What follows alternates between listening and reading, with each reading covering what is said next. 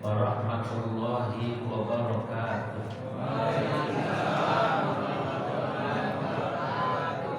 Alhamdulillahi rabbil alamin. Wassalatu wassalamu ala asyrafil anbiya wal mursalin Sayyidina wa habibina wa maulana Muhammadin Imamil ansar wal muhajirin wa ala alihi wa ashabihi wa man tabi'ahum bi ihsan ila yaumiddin, amma ba'du.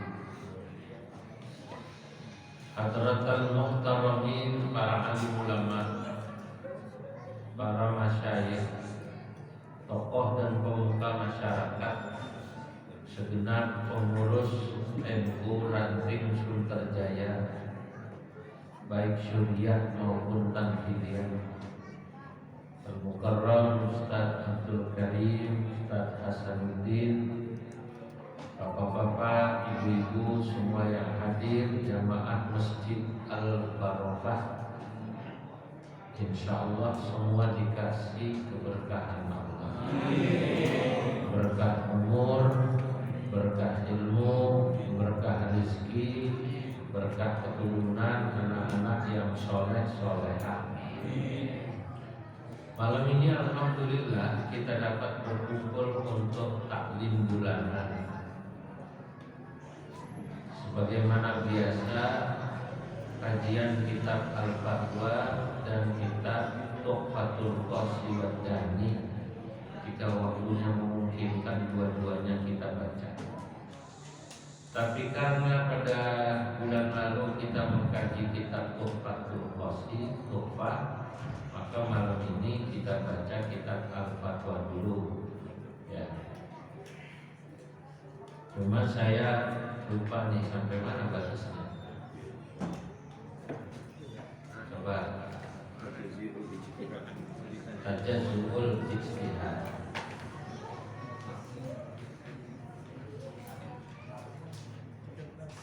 Tajazzuul Ijtihad. Bismillahirrahmanirrahim. Tajazzuul Ijtihadi. Pada malam ini kita akan membahas bagaimana hukumnya berijtihad dalam sebagian hukum dan sebagiannya taklid. Tajazzuul Ijtihadi.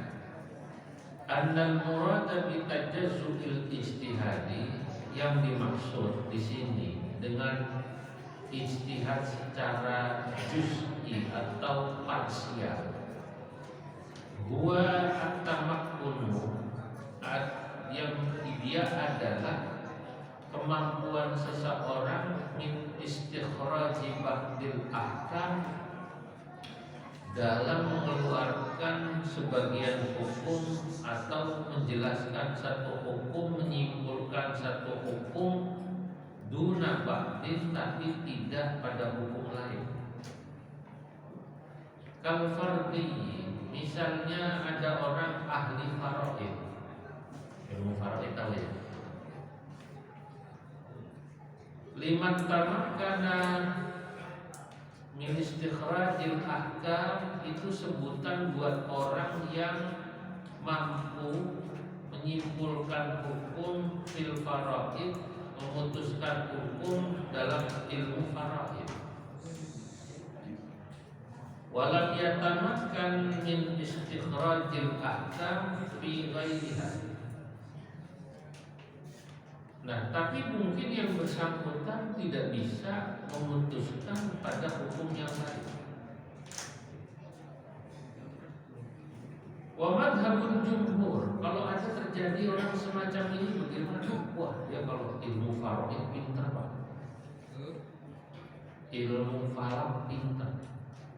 Tapi ditanya ilmu fikih yang lain, ilmu hadis nggak tahu. Ilmu yang lain selain ilmu hadis dan ilmu falak nggak tahu. Atau sebaliknya, ada orang pintar dalam ilmu bab zakat, pintar. Memang kerjanya nas. Begitu ditanya tentang ilmu falak, blank, Pak, saya nggak bisa. Suruh kamu putuskan, saya nggak tahu. Ada orang hebat dalam ilmu faraid, ilmu falak, ilmu zakat. Ditanya tentang bab jual beli, hukum jual beli, belum tentu ngerti. Ya, makanya yang namanya mujtahid mutlak seperti ulama-ulama dulu yang menguasai semua pembahasan ayat-ayatnya, hafal semua.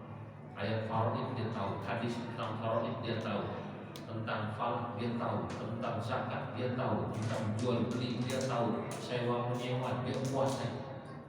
Kalau yang begini sekarang susah. Kalau zaman sekarang tuh orang yang katanya ustadz, katanya gitu nggak tahu. Tapi kalau ditanya tentang apa namanya info-info terkini politik dia tahu.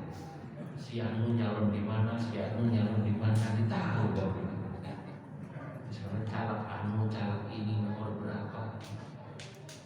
Kenapa bisa beda ya? Karena zaman dulu perhatian ulama itu hanya pada ayat, pada hadis, pada ilmu. Zaman sekarang itu perhatian orang udah kemana-mana. Yang perhatian ilmu yang ngaji begini udah mulai jarang. Betul betul. Lu ngaji rutin rame kayak di Al-Barokah begini udah jarang. Yang rame ini kalau ada caleg datang, rame. Undangan gitu, rame kan gitu ya. Itu calon anu datang, infonya bawa sembako, infonya bawa sembako sama bawa amplop gitu. Alhamdulillah di Al-Barokah ini masih ada orang mau ngaji kita kayak begini. Alhamdulillah. Makanya Ustaz Karim kita doain moga-moga panjang umur. Kalau boleh sih sampai kiamat. Yang lain udah pada mati masih hidup sendirian.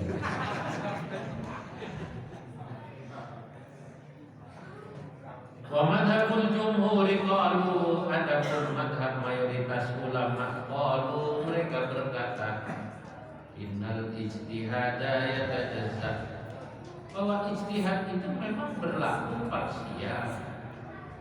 Li'annahu law lam yatajazza'il ijtihad, sebab andai kata ijtihad itu tidak berlaku parsial atau sebagian juz'i, la'alimal mujtahidu, maka seorang mujtahid itu harus tahu jami'al ahkam, atas semua hukum. Wa hadza mustahilun, dan yang kayak begini mustahil. Mustahil dari orang menguasai semua. Ya,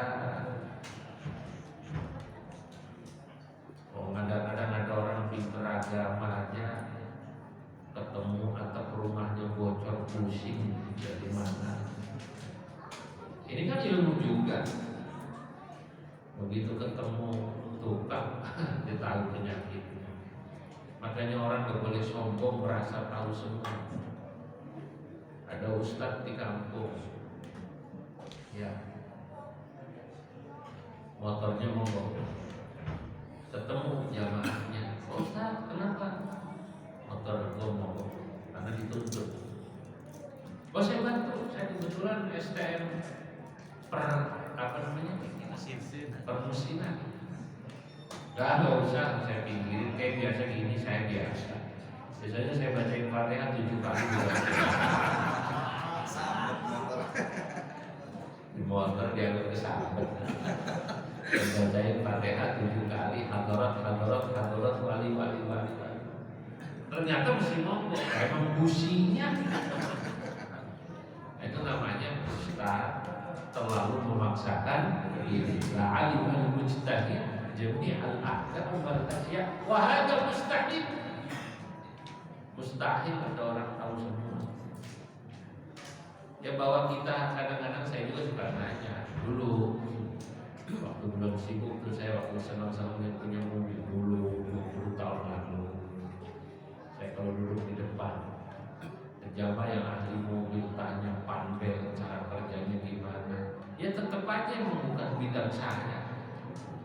saya listrik paling tahu ini begini nih, tapi ya nggak akan nyampe.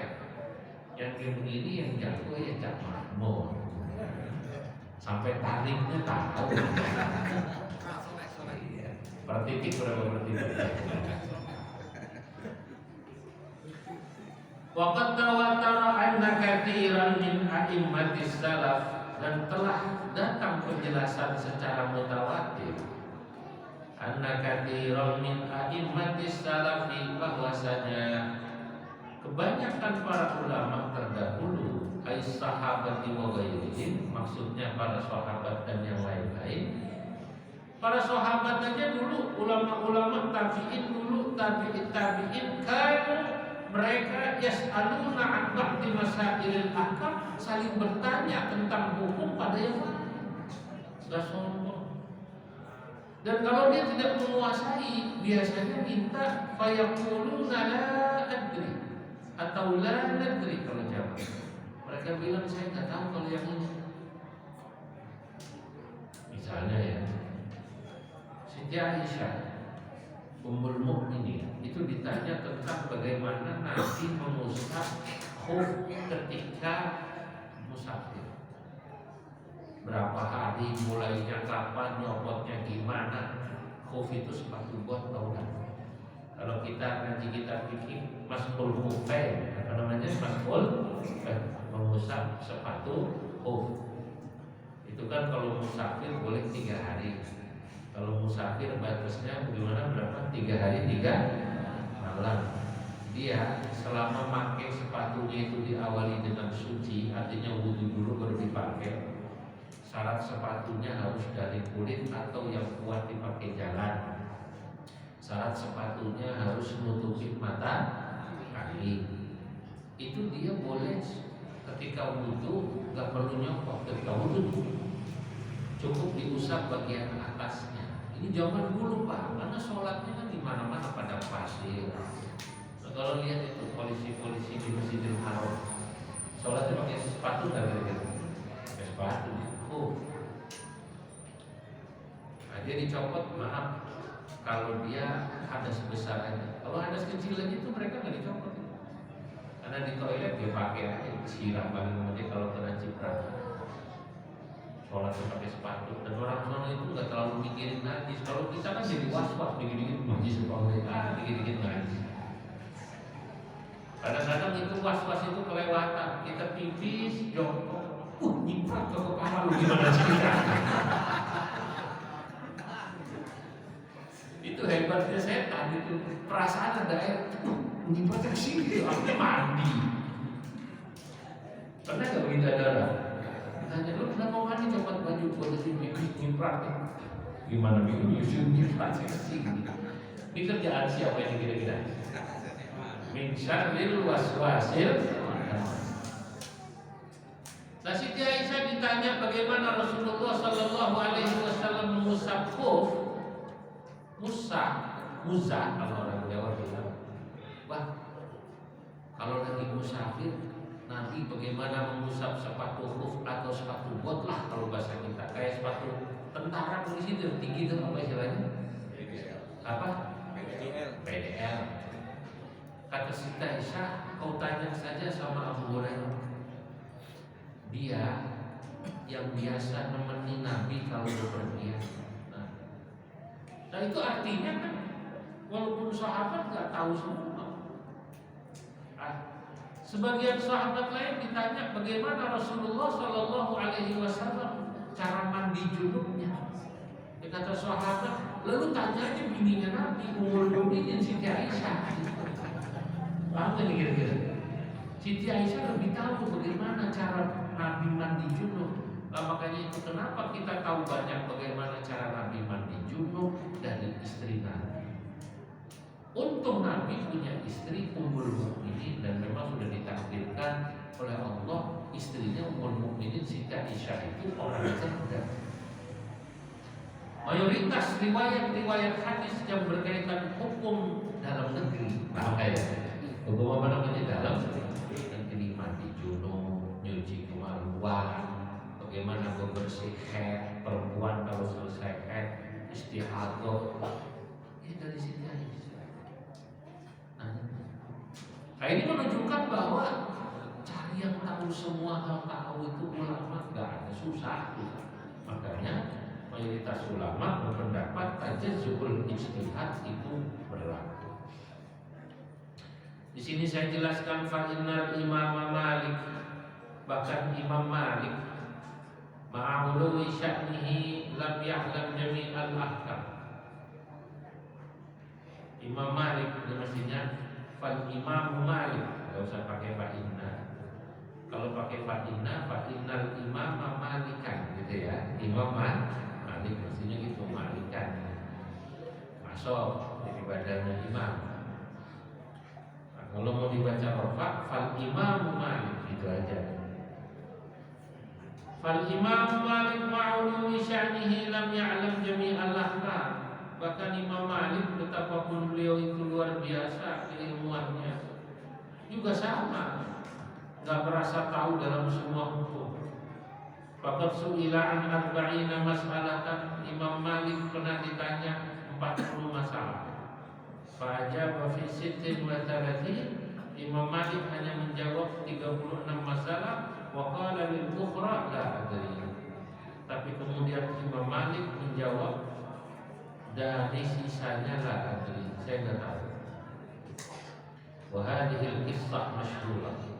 Kisah ini saudara-saudara masyhurah, sangat terkenal.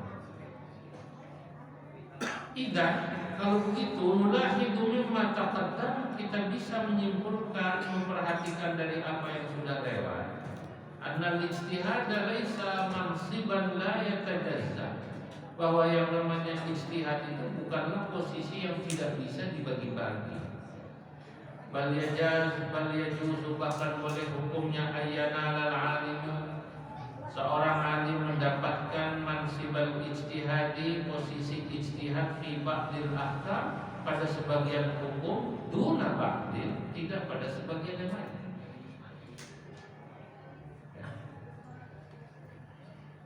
Faman arafa turuqan nadhar al-qiyasi, mungkin nanti ada seorang alim pintar, kalau bab qiyas jago. Ini misalnya ya, orang-orang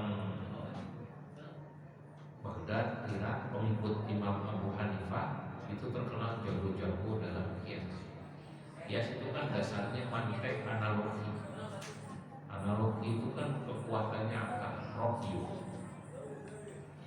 Falahu ayyuftiya fi mas'alatin qiyasiyah, dia boleh. Dia berfatwa kalau sudah analogis. Gimana? Enggak ada dalilnya nih. Di Quran belum pernah dibahas, di hadis belum pernah dibahas. Tentang apa? Misalnya tentang apalah gitu ya, tentang makanan, minuman yang belum ada. Wah, itu jauh nih. Wa illam yakun aliman fi ilmil hadis, orang tersebut boleh berfatwa dalam bab qiyas walaupun dia tidak begitu alim dalam ilmu hadis. Dia paling nanya, ada nggak yang pernah dijelaskan dalam Quran dan hadis dalam hal ini yang mirip-mirip? Ada. Misalnya bagaimana hukumnya narkoba. Narkoba, ganja secara khusus di Quran dan hadis belum ada. Yang ada hukum minum khamar, kan gitu kan? Oh, dia pakai kias. Sebentar dulu, khamar diharamkan kenapa coba? Karena memabukkan. Gak sama nih, memabukkan walaupun dia bukan minuman, sama. Nah, memabukkan itu berarti kenapa dilarang? Ya karena memabukkan itu merusak akal. Gak sama. Orang narkoba itu, ganja itu akalnya rusak, apalagi dia kecanduan, kacau gitu.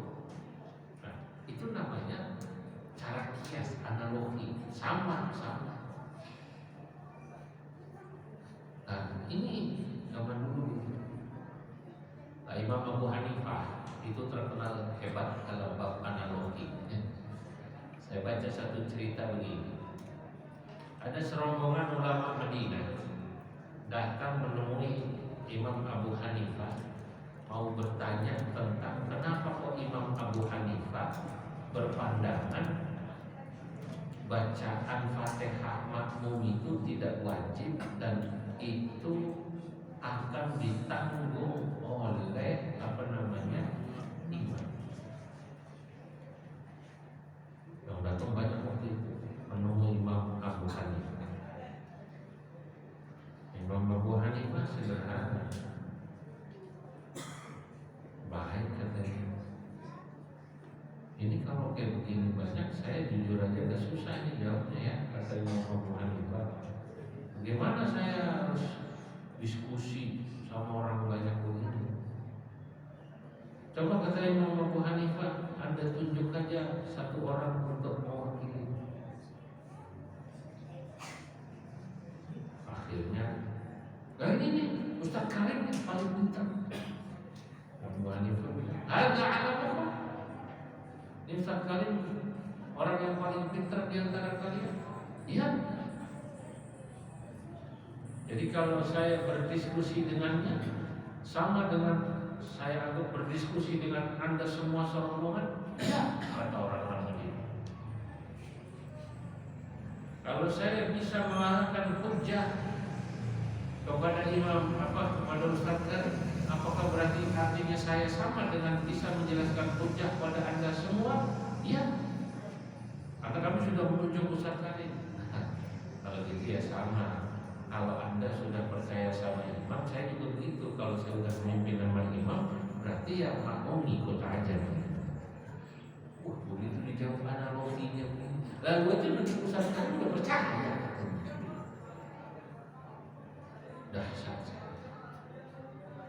Ada orang yang hebat di bidang kias atau analogi. Nah, contohnya tadi siapa? Imam Abu Hanifah. Faman nadhara fi qadiyatil mustarakah yakfi ayyakuna faqihan nafsi bi usulil faraidi wa ma'aniha. Faman nadhara, barang siapa orang yang misalnya dia memiliki kemampuan untuk memahami masalah waris namanya mustarakah. Masalah mustarakah ini begini. Dalam ilmu waris ada sekelompok saudara kumpul. Ya, ada saudara sebapak, saudara seibu. Jadi ada masalahnya begini. Ada seorang suaminya meninggal, ya, atau istrinya meninggal, dia nggak punya anak, Pak. Yang ada cuma istri atau suami, ya, terus ibu kandung sama saudara kandung. Dan kalau ada anak kan saudara sekandung tutup. Nih, Ustaz Karim punya anak, saudara sekandung Ustaz Karim, ketika Ustaz Karim meninggal, saudara sekandung nggak dapat. Dan kita punya menangnya anak begitu. Orang suami istri menikah, kemudian dia nggak punya anak, adanya cuma ibu dan saudara sekandung. Nah itu atau saudara sebapak. Nah, itu namanya masalah musyawarah. Nah, suami kalau yang meninggal istri dapat separuh, ibu dapat 1/6. Nah, yang menarik saudara seibu dapat 1/3 dan kemudian sisanya buat saudara yang lain, saudara sebapak dan sekandung. Nah ini ternyata sahabat Utsman bin Affan, Zaid bin Sabit, Ibnu Mas'ud berbeda dengan pandangan sahabat Abu Bakar, Ali, Ibnu Abbas.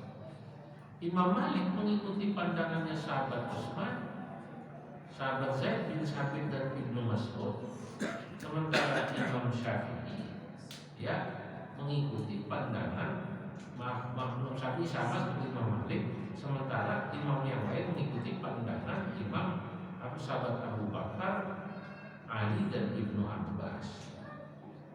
Nah ini nanti ada dalam bab waris lah panjang.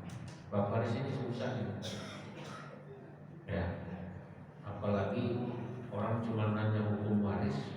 Kalau saya gimana Pak? Kalau saya meninggal punya anak sekian, jatah saya berapa?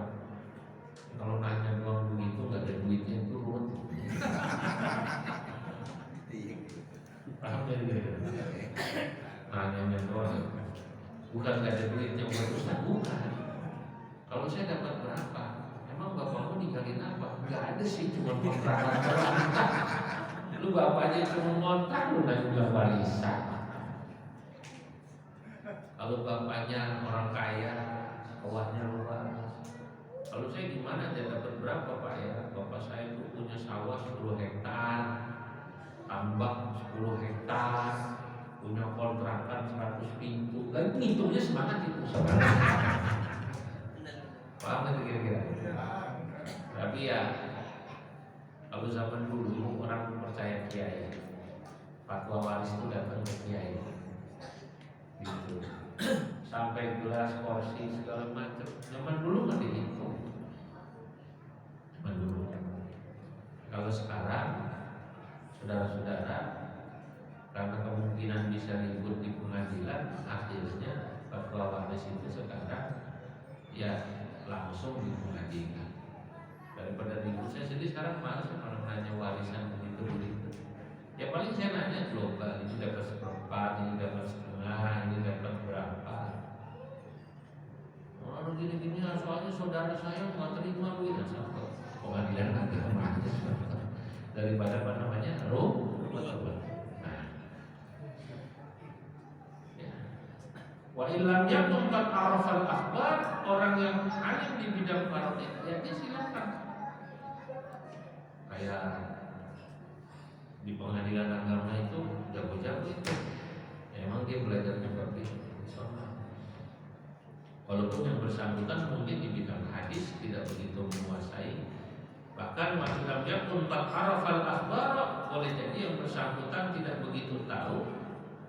Ya, allati waradat fi tahrimil muskirat, yang menjelaskan tentang keharamannya minuman yang diharamkan. Au fi qiyami aqdin nikahi bila waliyin, ada orang ahli faraid ditanya nikah tanpa wali boleh apa enggak? Wah, saya enggak begitu paham. Ya enggak apa-apa, tapi dia dalam bab waris saja dia berfatwa. Ada yang jago dalam bab ini karena kerjanya di KUA. KUA menguasai. Begitu bab waris dia enggak begitu menguasai. Yang menguasai siapa? Hakim pengadilan agama. Li'annahu lastindada. Ini li'annahu ini mestinya kurang hak. Li'annahu lastindada linadari hadihil mas'alati minha, karena dia tidak punya keharusan untuk memperpanjang atau istindad, atau ya bahasa gampangnya gak begitu butuhlah untuk memahami tentang masalah yang bukan bidang yang dia kuasai. Dia nggak perlu mengambil ke sana, ya dia nggak butuh. Ya. Wala ta'alluq walitilkal ahadithi biha, dan tidak ada hubungannya juga dia dengan hadis yang bidang yang dia tidak ditanyakan. Famin aina tasirul ghaflah. Lalu kalau ada orang bertanya, kalau begitu ya yang bersangkutan dianggap lalai, lo bukan, atau kurang derajatnya, kusur. Dari arah mana orang dianggap kemudian kusur? Mimma al-fatihah an-nuqsan fi syakhsiyati. Wa man arafa hadits qatlil muslim bidimmi, barang siapa orang yang tahu hadis-hadis bagaimana hukum seorang muslim membunuh dhimmi, wa arafa tariqat tasarrufi fihi, dan dia tahu bagaimana cara tasarruf dalam hal hukumnya seorang muslim membunuh dhimmi, fala yadurruhul qusur fi ilmin nahwi, bahkan tidak masalah kalau yang bersangkutan gak begitu pintar dalam ilmu nahwu masalah. Wa qis alaihi ma fi ma'nahu, maka berlakulah hal-hal yang lain. Ya, idealnya sih orang kalau bicara ijtihad ya memang alim benar. Makanya sekarang katanya di Indonesia mencari orang yang sesungguhnya pantas disebut mufti beneran itu susah.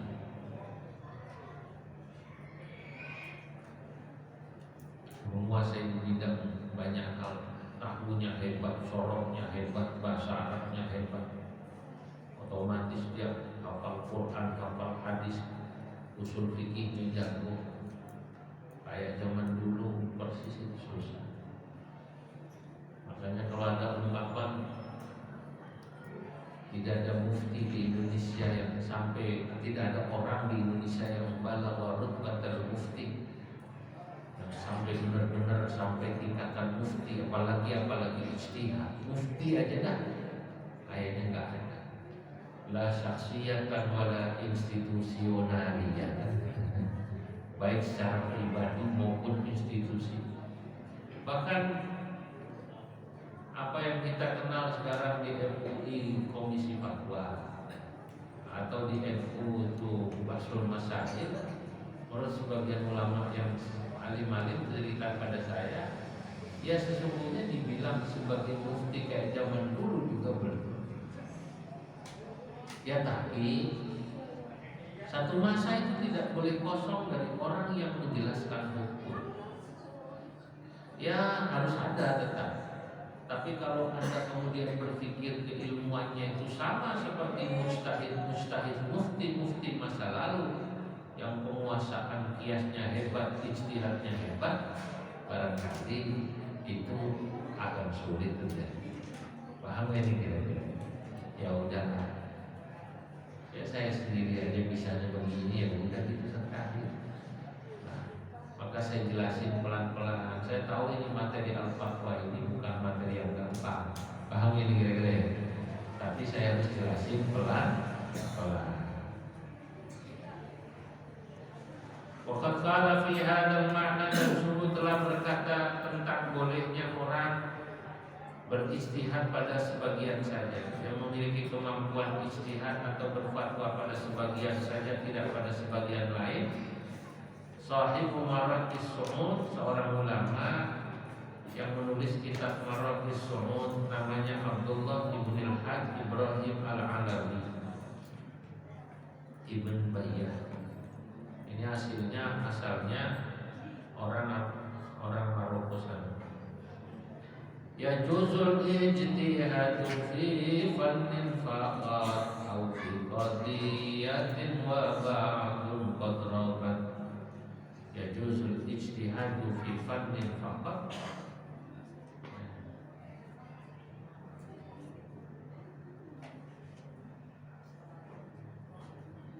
Ini ada yang kurang percetakan Pak. Di annahu la hajata listimdan. Ya, di nazari hadil masalah. Ya. Qala fi nasril bunut, maka beliau berkata dalam kitab Nasrul Bunut syarahnya, yakni anna sahih alladhi alaihi al-akthar, bahwa pendapat yang sahih, yang kuat, yang diikuti oleh mayoritas ulama, jawazu tajazzu'il ijtihad bi anwa'ihi thalatha, boleh hukumnya berijtihad dalam tiga modelnya yang ada, baik bayani, qiyasi maupun maqsidi, fi fadlin duna ghairihi minal furu'. Hanya sebagian saja bisa ijtihad, tidak pada yang lain. Kalau anggi hati, kayak ada orang berijtihad pada hukum-hukum pernikahan, duna ghairihi, tidak pada hukum jual beli, wal aqd, dan sebagainya. Bagaimana Rabi Syatibi, pandangan Imam Syatibi fi tajazzu'il ijtihad? Ada seorang ulama namanya Imam Syatibi. Sekarang kita bahas pandangannya. Qarrar Syatibi, Imam Syatibi menetapkan, memilih annal ijtihad malakatun tatajazza, yang namanya kemampuan berijtihad dalam satu hukum, memutuskan hukum, menyimpulkan hukum. Malakatun adalah satu kemampuan yang melekat. Melekat itu bahasa Arab. Malakatun, malakah. Wah, dia hebat. Kalau sudah bahas ini cepat, malakah.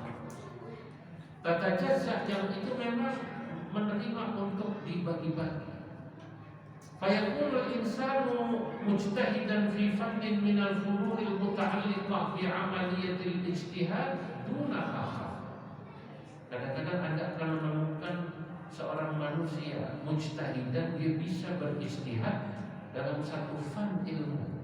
Dia kalau nahwu jago, kalau tafsir jago, fikih kurang.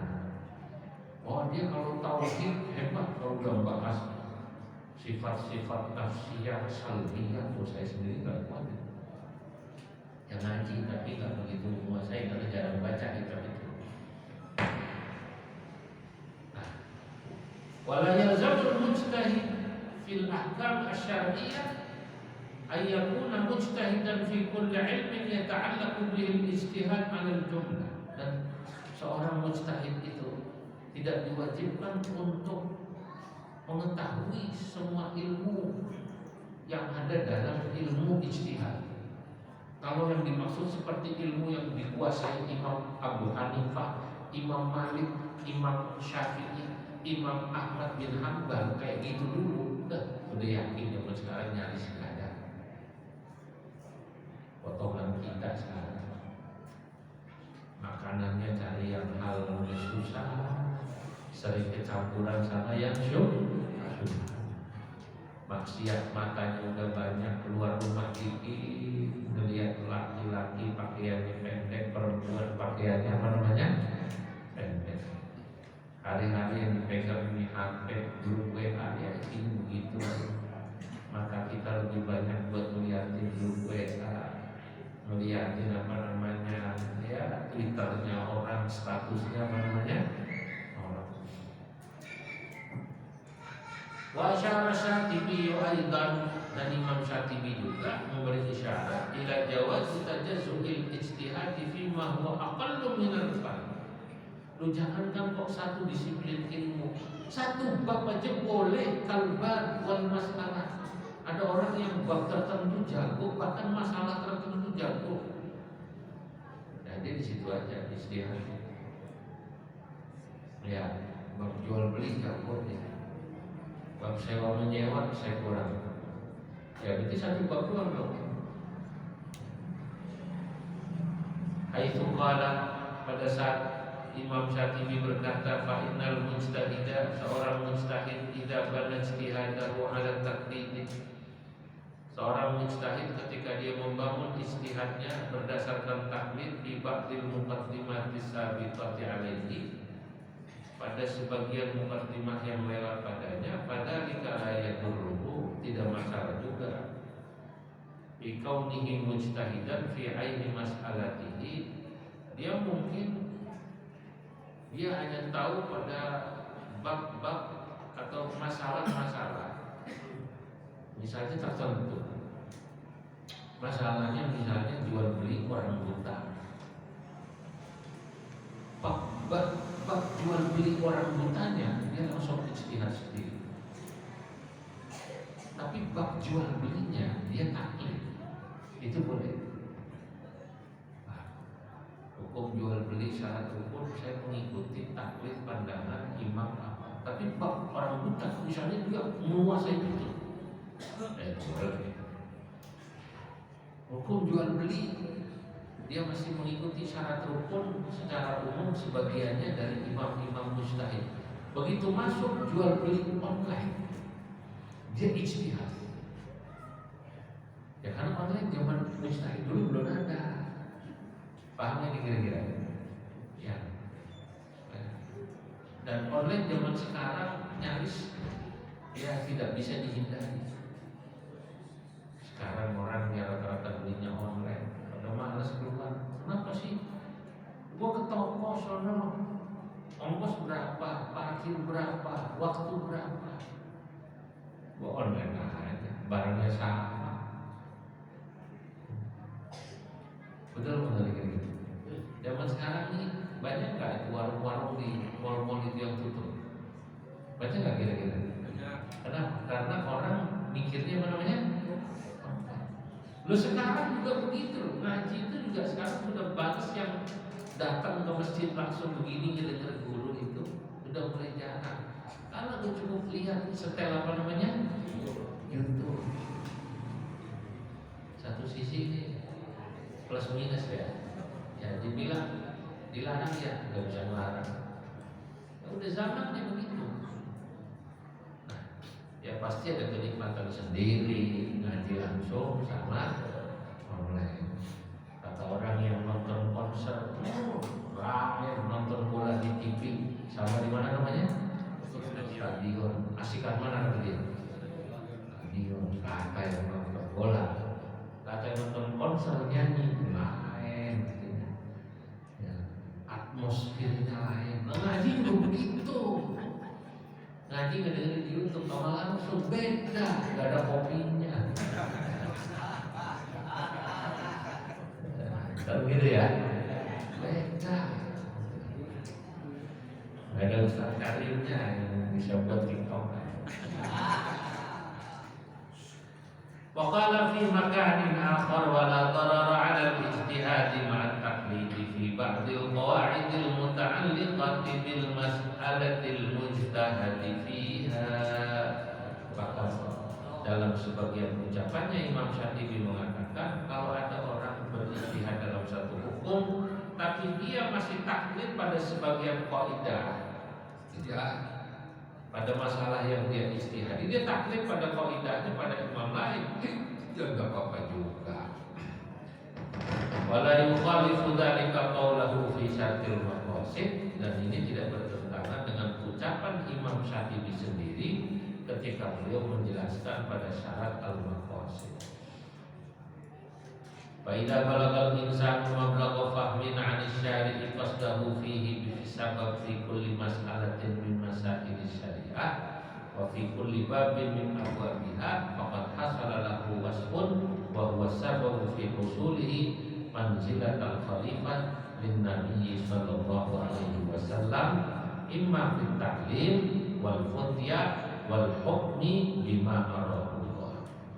Imam Syafi'i mengatakan faida balagal insanu, apabila seorang manusia telah sampai mablagha fahmin, sebuah posisi atau mablagh pada batas pemahaman anisyari dari Allah yang memberi syariat, qasdahu, oh maksudnya Allah begini nih tujuan syari fihi dalam satu hukum bisabab fi kulli mas'alatin min masail syariah, dalam segala masalah dalam masalah syariat, wa fi kulli babin min abwabiha, dan dalam setiap bab-bab syariat, maka orang yang sudah mulai mengerti kenapa Allah mengharamkan zina, kenapa Allah membolehkan poligami misalnya gitu ya, menikah, sebaliknya kenapa Allah mengharamkan khamr, kenapa Allah menghalalkan semua minuman yang tidak memabukkan, peresan selain khamr.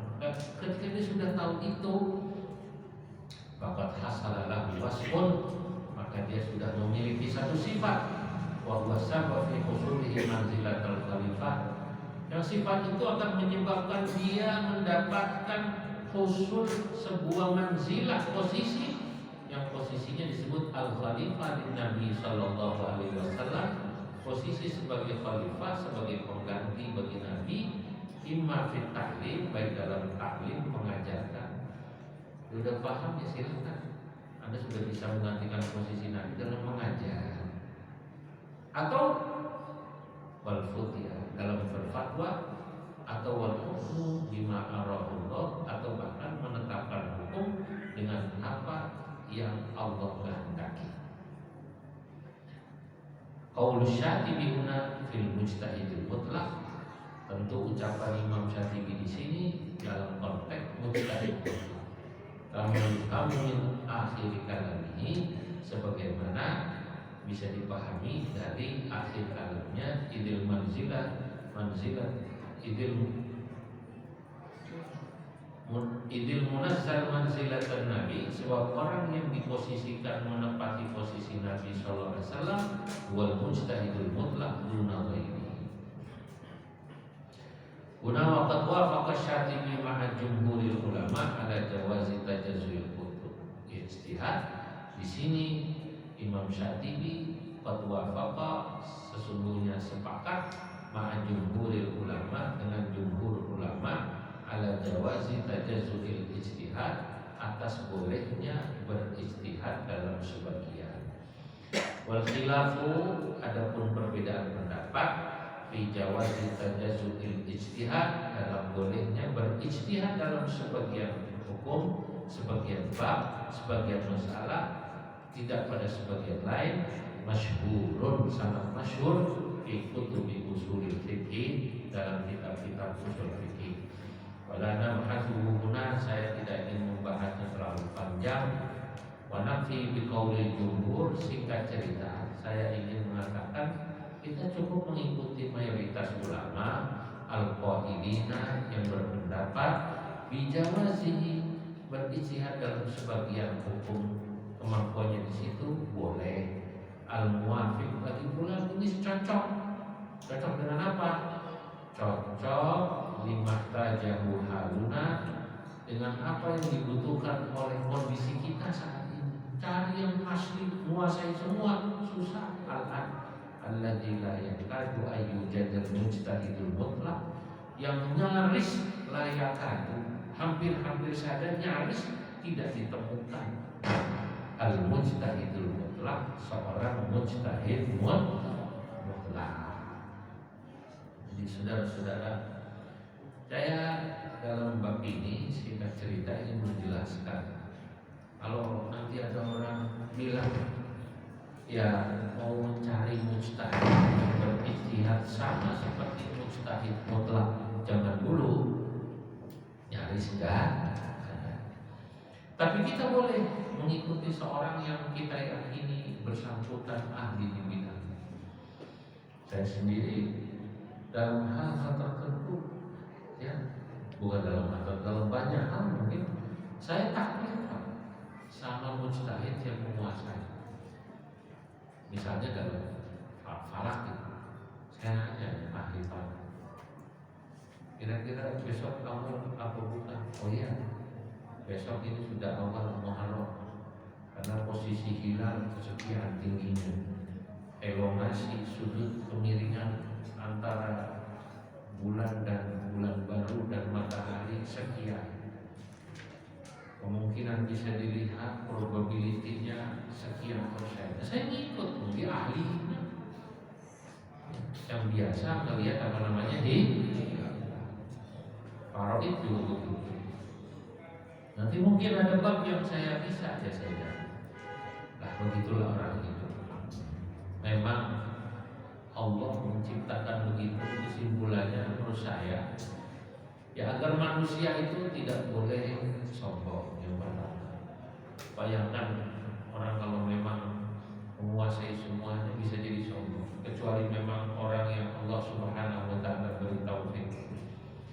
Imam-imam itu memang luar biasa. Begitu alimnya saja kayak Imam Malik tadi, ditanya 40 masalah cuma jawab berapa? 6. Cuma jawab berapa? 6. Sisanya 24 bilang apa? Nah, itu kan berarti tawadhu. Nah, itu Imam Malik. Nah, bagaimana kita? Nah, yang kedua, di sini ada hikmah menunjukkan bahwa manusia itu pada akhirnya ya saling membutuhkan satu sama lain. Saling membutuhkan satu sama lain. Itu kesimpulannya. Baik, sampai di sini ngaji kita malam hari ini alhamdulillah satu kitab ya. Ya, moga-moga ada pertanyaan. Tolong dikasih batas ya. Besok kita membahas mujtahid fi asri gitu ya. Bagaimana melihat mujtahid pada masa sekarang, atau tabaqatul mufti fi asri al-hadis. Fi asri al-rahim. Ya. Hadirin ada?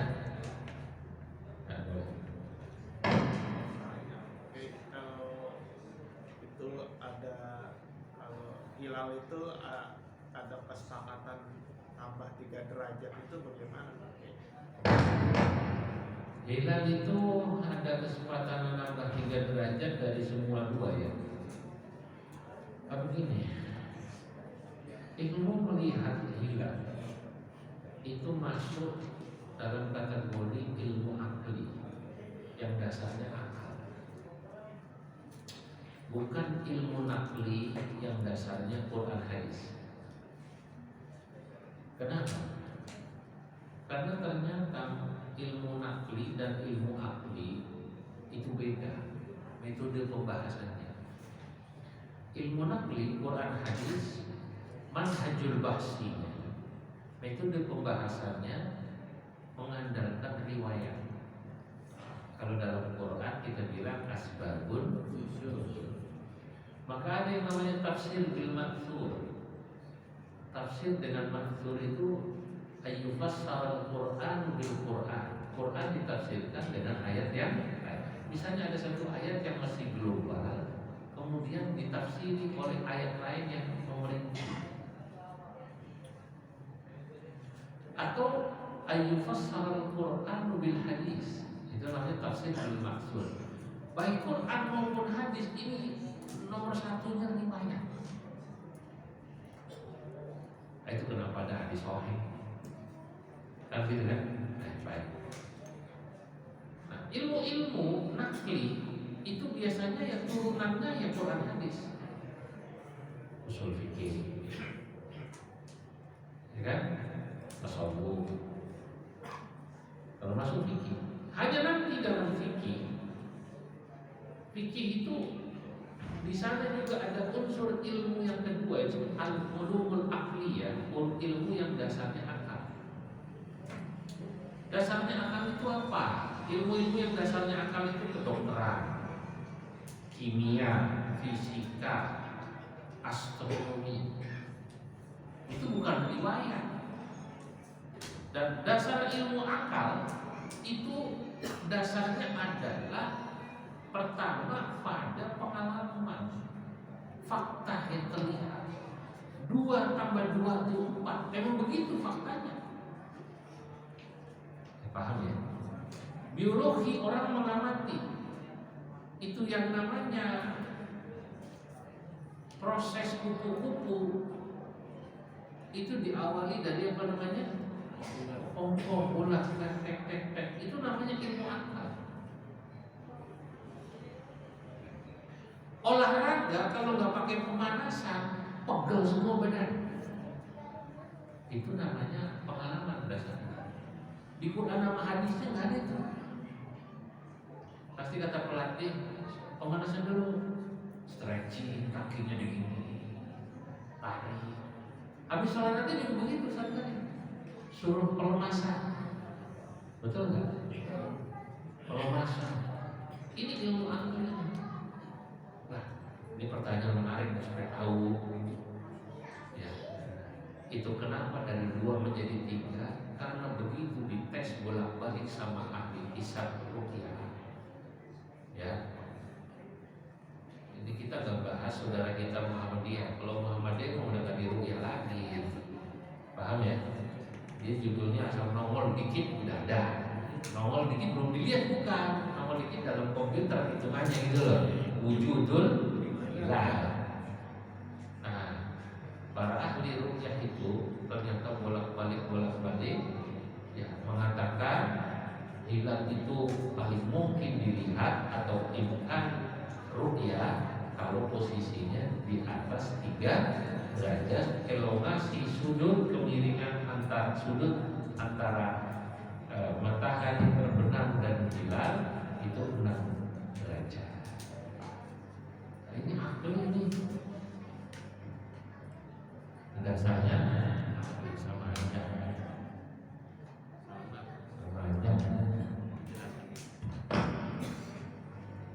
Jadi gitu. Ya. Ini coba soalnya dibaikin supaya enak. Susah ya? Habis rusak. Hah? Habis rusak ya. Oh, habis rusak. Baik. Terima kasih. Cukup ya. Nah, ini penting. Ya, di YouTube nggak ada gitu menjelaskan. Nggak bisa nanya. Paham ya? Nah, itu jadi dasarnya adalah tajribah, diulang-ulang terus gitu. Makanya contoh nih para ulama nih begitu mau putusin imkan ruqyah 3 derajat. Kalau ada orang bilang katanya padahal hilal belum ada 2 derajat atau 3 derajat dia bilang ru'yah. Itu kalau kata ulama fikih ditolak kesaksiannya. Tapi ulama fikih nanya sama ahli hisab ru'yah, emang mungkin orang melihat hisab, lihat apa namanya? Hilal dalam posisi di bawah 2 derajat. Para peruqyah yang jago-jago pakai teleskop gitu, yang alat-alat itu mustahil, tidak mungkin dilihat. Tidak mungkin dilihat itu tidak imkanul ru'yah. Itu yang pakai teleskop, pakai busa, kalau cuma pakai telur dibolongin gitu.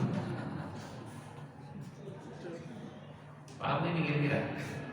Itu makanya dari situ saya percaya putusan Menteri Agama itu jago-jago semua itu. Yang punya alat apa? Jago-jago semua, ITB semua jago-jago kan itu kan. Kalau kita nggak punya alat, ikutin aja dah. Dia alatnya jago-jago. Kiai-kiainya ikut, cuma itu harus dilihat praktek. Di angkasa itu kata mereka ini, saya juga belum pernah lihat itu ngintip-ngintip kata mereka. Itu banyak orang kalau nggak ahli, entar ada petasan dia bilang hilang, entar ada apa sinar apa dia bilang hilang. Itu nggak sembarangan, mereka jatuh di sudutnya ahli. Makanya kalau ada katanya orang melihat hilal tapi ditolak ya oleh pemerintah, itu karena belakangan itu orang, bahkan orang DKI sendiri itu yang tetangganya situ, dia kemarin ketemu saya di Mekah itu, dia orang cakung ya, ada yang dikasih kucing tetangga cakung, asal itu lihat mulu atau gitu, udah banyak yang ngikutin, ya jadi begitu Pak, paham ya ini, ya, dan dia orang pemenang. Baik, terima kasih. Bismillahirrahmanirrahim. Allahumma shalli wa sallim ala sayyidina Muhammad fil awwalin wal akhirin mubarak wa radhiyallahu tabaraka ta'ala an sadatina ashabi Rasulillah ajma'in. Alhamdulillahirabbil alamin. Hamdan yuwafi ni'amahu wa yukafi mazidah. Rabbana lakal hamdu kama yanbaghi li jalalika al-karim wa 'azimi sultanik. Allahumma rzuqna al-ikhlas wal istiqamah wa hubballahu man habbak. Rabbana fil lana wa liwalidayna warhamhuma kama rabbayana shaghira. Wa sallallahu ala sayyidina Muhammad wa ala alihi wa sahbihi wa sallam. Walhamdulillahi